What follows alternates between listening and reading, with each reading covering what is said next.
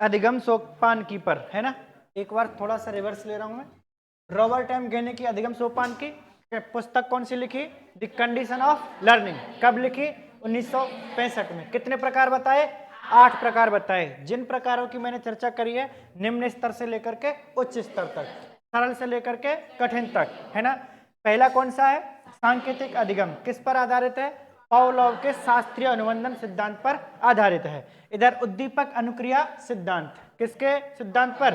Thorndike के संबंधवाद पर आधारित है ना। सरल श्रृंखला अधिगम 1955 में एडविन गुथ्री साहब ने दिया था सिद्धांत, उसी को इन्होंने लिया है। शाब्दिक अधिगम सिद्धांत, है ना। और विभेदीकरण अधिगम, संप्रत्य अधिगम, नियम अधिगम या सिद्धांत अधिगम, अधिगम, है ना। और अंतिम कौन सा है? समस्या समाधान अधिगम। हमने अधिगम सोपानिकी की चर्चा करी। फिर इसके बाद में बात करते हैं आशुबेल साहब पर। आशुबेल साहब ने अधिगम के कितने प्रकार बताए? 4 प्रकार बताए। कितने प्रकार बताए? 4। पीछे वाले रह गए क्या लिखने से? इधर वाले हो गया? चलो, तो आशुबेल के अनुसार, किसके अनुसार? आशुबेल के अनुसार अधिगम के प्रकार, अधिगम के प्रकार कितने प्रकार? 4 प्रकार। और ये 4 प्रकार कौन कौन से? ज्यादा दिमाग नहीं लगाना पड़ेगा इसमें, सरल सरल से हैं।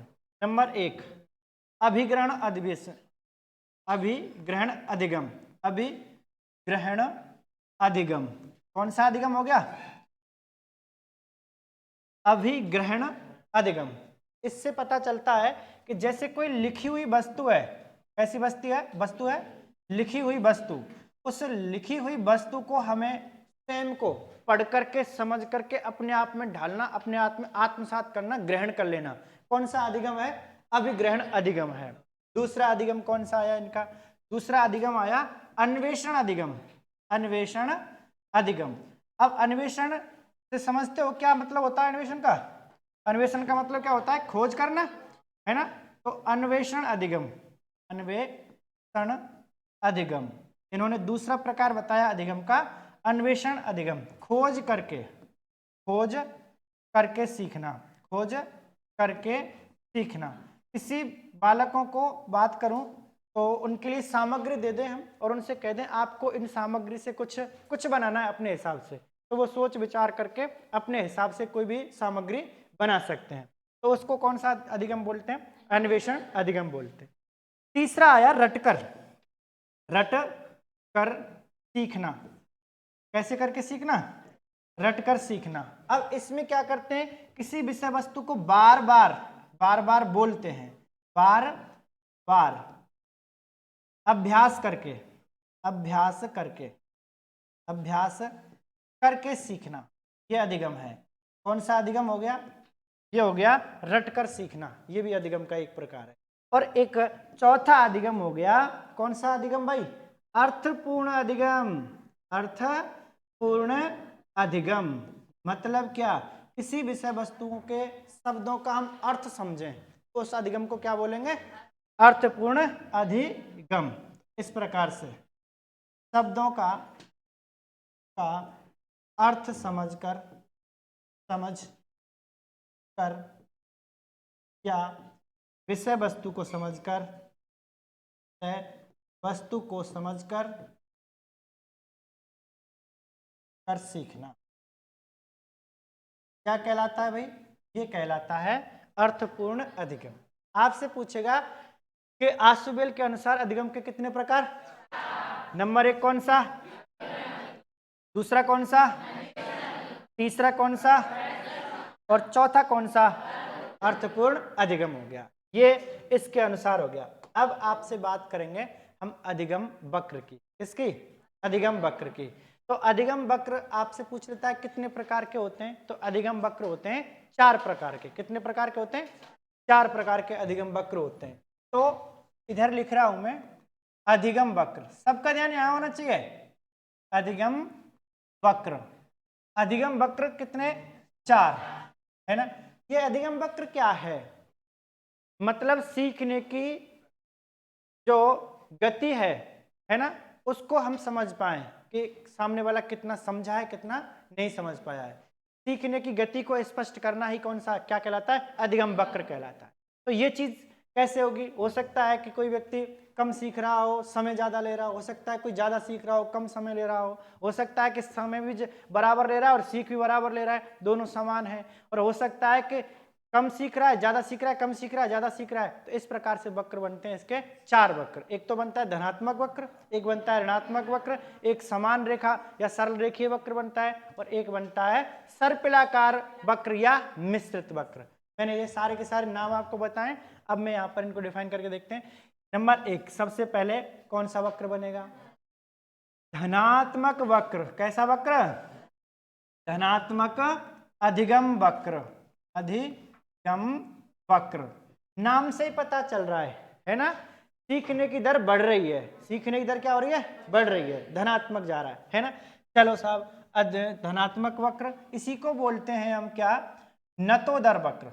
नतोदर अधिगम वक्र नाम है इसके, अधिगम वक्र। वक्र धनात्मक, इसी को बोल देते हैं सकारात्मक, है ना? सकारात्मक अधिगम वक्र। नामों में कभी कभी फर्क मिल जाता है आपको, मैं यहाँ पर इसीलिए सारे नाम लिखा रहा हूं इसके। धनात्मक, नतोदर, सकारात्मक। वर्धमान शिक्षण वक्र। कौन सा? वर्धमान शिक्षण वक्र, है ना? तो इस प्रकार से ये इसके नाम आपको मिल सकते हैं। एक ही नाम है सबके सब, चारों के चारों एक ही नाम है ना? देखिए ये सबके सब एक ही नाम। अब इसमें वक्र कैसा बनेगा? वक्र ऐसे बनेगा, देखो ये ऐसे ऐसे। ये सीखने की मात्रा है। सीखने की क्या है? सीखने की क्या है? मात्रा। सीखने की मात्रा। और सीखने में क्या लगेगा? ये समय लगेगा। देखिए ऐसे ऐसे 1 2 3 आगे, 1 2 3 आगे। अब इसमें कैसे कि देखिए जो धनात्मक वक्र है तो इसमें सीखने की दर प्रारंभ में कम होगी, बाद में ज्यादा होगी, है ना? तो ऐसे बनेगा ये वक्र। कैसे बनेगा? ऐसे बनेगा, इस तरीके से, है ना? प्रारंभ में सीखने में समय ज्यादा लग रहा है और ये जो है सीखने की मात्रा है वो कम है। तो ऐसे चलेंगे। आकार की पूछ लेता है, इसका आकार कैसा बनता है? इसका आकार बनता है जे टाइप में। किस टाइप में बनता है? जे टाइप में। ऐसे चलते हैं जे आकार। आकार भी ध्यान रख लेना। अब क्या है ये? जैसे आप सिलाई सीखने गए तो क्या प्रारंभ में आप फास्ट सिल सकते हो? नहीं, पहले तो आप धीरे धीरे धीरे धीरे धीरे एक एक करके फिर एकदम से स्पीड में आप मशीन को चला सकते हो, सिलाई अच्छे से कर सकते हो। पहले हो सकता है कि एक दिन में आप एक कमीज बना करके तैयार कर रहे हो, फिर हो सकता है कि 10वें दिन 15वें दिन पहुंचे तो आप 4-5 कमीजें तैयार कर रहे हो। तो सीखने की दर बढ़ी कि नहीं बढ़ी? ऐसा ही टाइपिंग में होता है।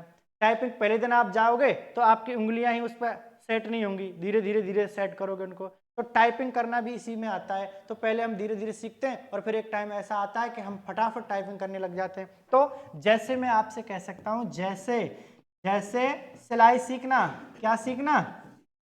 सिलाई सीखना, सीखना और टाइपिंग करना। क्या करना? टाइपिंग करना। ये इसके अंदर आते हैं, ध्यान रख लेंगे। कौन सा वक्र है ये? धनात्मक वक्र, है ना? आपसे पूछ लेता है प्रारंभ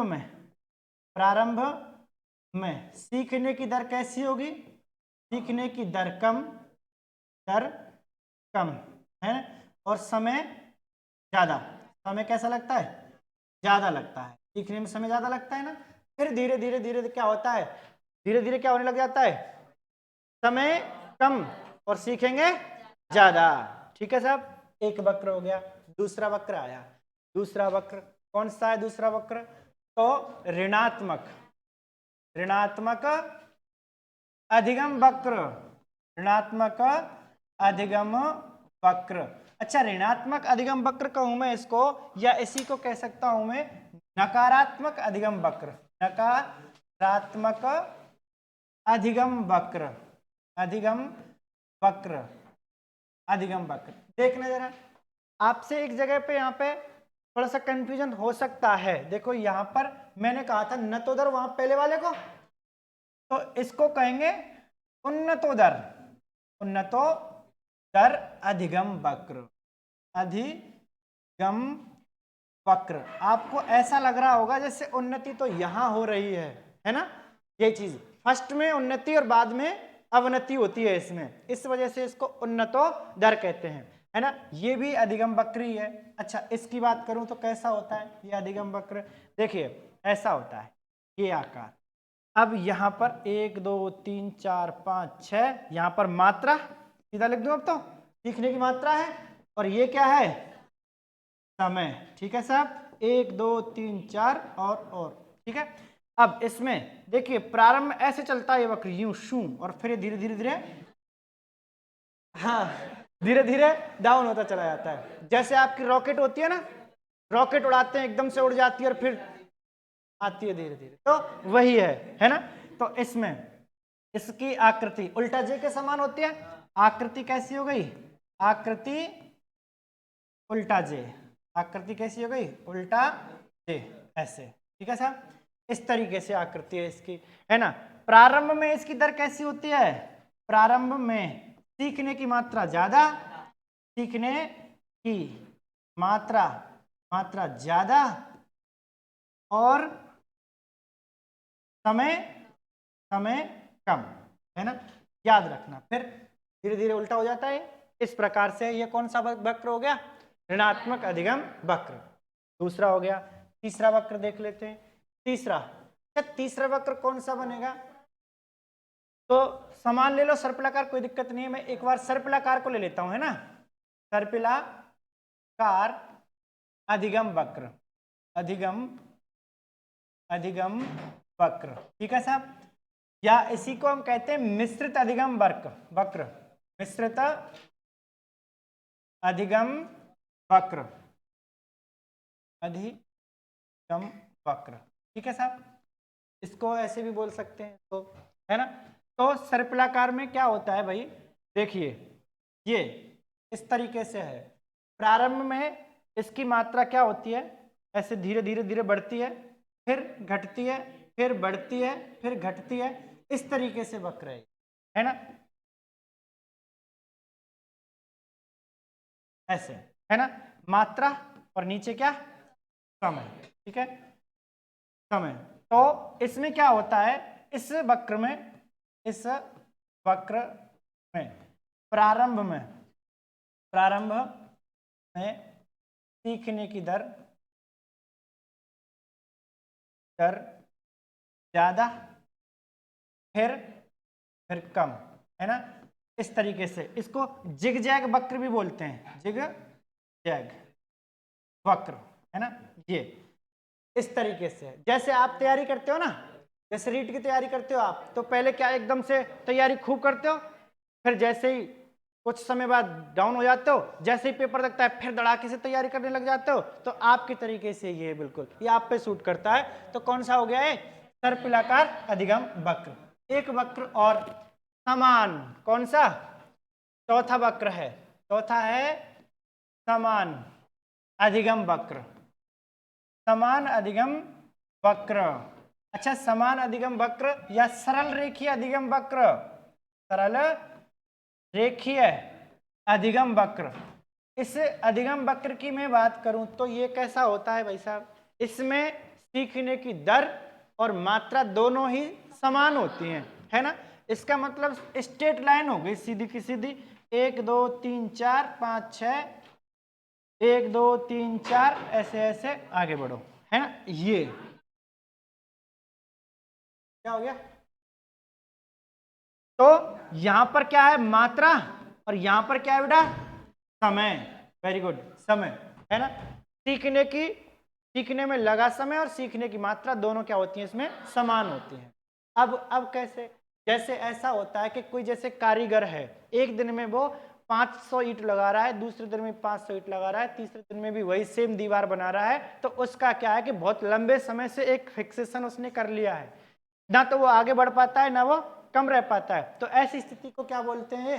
समान अधिगम वक्र बोलते हैं। इस प्रकार से ये आपके चारों के चारों वक्र क्लियर है। दिमाग में कोई दिक्कत हो पूछ लो यहां से। तीसरा, एक और है अधिगम वक्र, एक और स्लाइड है। अच्छा, आसुबेल के यहां से चलोगे, लिखो। एक बार मैं इस स्लाइड को घुमा देता हूं ना, 1 2 3 4, है ना। तो